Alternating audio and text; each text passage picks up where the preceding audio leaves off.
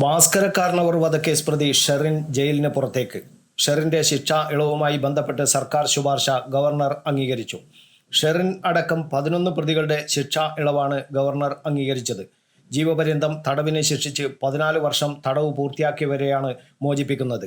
മദ്യപിച്ച് വഴക്കുണ്ടാക്കി അയൽക്കാരെയും ബന്ധുക്കളെയും അപായപ്പെടുത്തിയ കേസിൽപ്പെട്ടവരാണ് ശിക്ഷാ ഇളവ് ലഭിച്ച മറ്റ് 10 പേർ. മലപ്പുറം, തിരുവനന്തപുരം സ്വദേശികളാണിവർ. 2 ദിവസത്തിനുള്ളിൽ ഇവർ പുറത്തിറങ്ങുമെന്നാണ് വിവരം. നേരത്തെ ഷെറിന് ശിക്ഷാ ഇളവ് നൽകി വിട്ടയക്കണമെന്ന് സർക്കാർ ശുപാർശ ചെയ്തിരുന്നു. എന്നാൽ ഇവർക്ക് അടിക്കടി പരോൾ ലഭിച്ചത് വിവാദത്തിന് വഴിവെച്ചു. ഇതിനിടെ തന്നെ ഷെറിൻ ജയിലിൽ തടവുകാരിയെ മർദ്ദിച്ചുവെന്നുള്ള വിവരവും പുറത്തുവന്നു.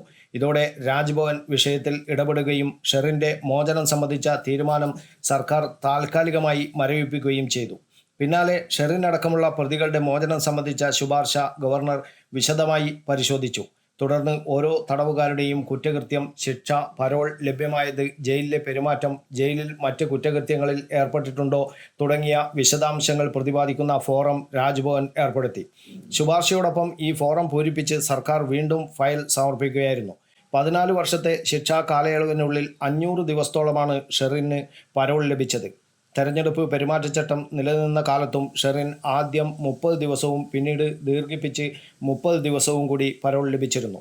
ജയിലിലെ നല്ല നടപ്പ് പരിഗണിച്ചായിരുന്നു ഷെറിന് ശിക്ഷാ ഇളവ് നൽകാൻ ജയിൽ ഉപദേശക സമിതി ശുപാർശ ചെയ്തത്. 2009 നവംബർ 7-നാണ് ഭർതൃപിതാവ് ചെറിയനാട് തുരുത്തിമേൽ കാരണവേഴ്സ് വില്ലയിലെ ഭാസ്കരക്കാരനവരെ ഷെറിൻ കൊലപ്പെടുത്തിയത്. ശാരീരിക വെല്ലുവിളികളുള്ള ഭാസ്കരക്കാരനവരുടെ ഇളയ മകൻ ബിനു പീറ്ററിന്റെ ഭാവി സുരക്ഷിതമാക്കാനും ഷെറിന്റെ സാമ്പത്തിക ബുദ്ധിമുട്ടുകൾ പരിഹരിക്കാനുമായിരുന്നു 2001-ൽ ഇവർ വിവാഹിതരായത്. പക്ഷേ ഷെറിന്റെ മറ്റു ബന്ധങ്ങളും ദാമ്പത്യ പൊരുത്തക്കേടുകളും പുറത്തറിഞ്ഞതോടെയാണ് ഭർതൃപിതാവിനെ ഷെറിൻ കൊലപ്പെടുത്തിയത്. 2010 ജൂൺ 11-നാണ് മാവേലിക്കര അതിവേഗ കോടതി ഷെറിനെ ശിക്ഷിച്ചത്.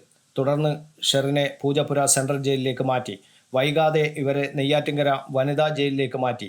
അവിടെ മൊബൈൽ ഫോൺ അനധികൃതമായി ഉപയോഗിച്ചത് പിടികൂടിയതോടെ അച്ചടക്ക നടപടിയുടെ ഭാഗമായി 2015 മാർച്ചിൽ വിയ്യൂർ സെൻട്രൽ ജയിലിലേക്ക് മാറ്റി.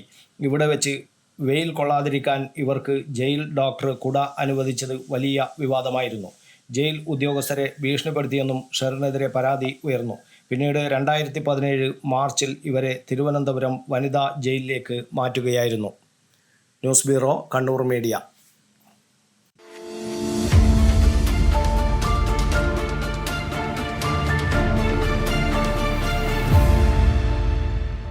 കണ്ണങ്കണ്ടി നിങ്ങളുടെ ഗൃഹോപകരണ ഷോറൂം.